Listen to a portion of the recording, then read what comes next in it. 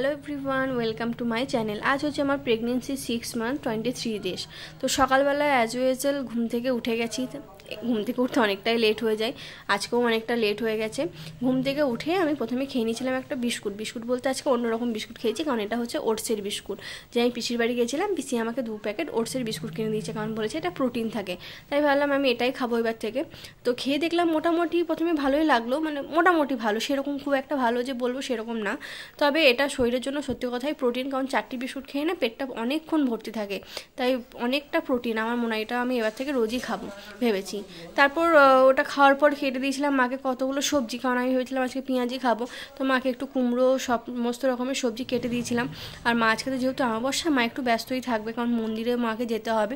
সেজন্য আমি ভাবলাম তারা দেয় আমাকে সব সবজিগুলো দেয়, আমি বসে বসে কেটে দিই, তারপরে মুড়ি টুড়ি খাবো। এদিকে পটল, কুমড়ো, বেগুন এগুলো কেটে দিয়েছিলাম। আর পেঁয়াজ তো মানে পেঁয়াজি বলতে আমাদের পেঁয়াজ তো দেবে না, শুধু এগুলো দিয়েই আমাদের পেঁয়াজি করা হয়। তারপর ভাই বলেছিলাম যে আগের দিন মেলা গেছিলো, জিলাপি এনেছিল, সেখান থেকেও এনে দিয়েছিলো গেঠিয়া। এই গেঠিয়াটা না খেতে খুব ভালো লাগে, কিন্তু একটু শক্ত হয়, কিন্তু খেতে খুব মিষ্টি। আর আমি প্রায় শেষ করেছি, প্রায় 300 গ্রাম মতো এনেছিল, সেটাই আমি 3 দিন 4 দিন ধরে খেয়ে খেয়ে শেষ করেছি গেঠিয়াটা। আর এটা খুব শক্ত, যেন ওই সবসময় অত খাওয়া যায় না, 2 3 4টে একসঙ্গে করে খাওয়া যায়। তারপর দুপুরে ভাত খেতে বসে গেছিলাম, আর সেরকম কোনো কাজও করিনি।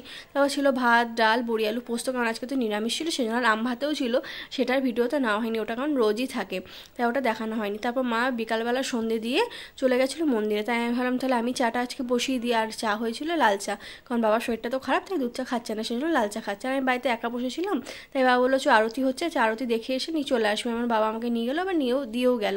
আরতি দিয়ে এলাম, ঠাকুরকে প্রণাম করে বাড়ি চলে এলাম। তারপর রাত্রেবেলা খেলাম ঠাকুরের ভোগ, বাসন্তী পোলাও, 5 রকমের ভাজা, আলুর দম, পায়েস। আজকে এইভাবেই দিনটা কেটে গেল।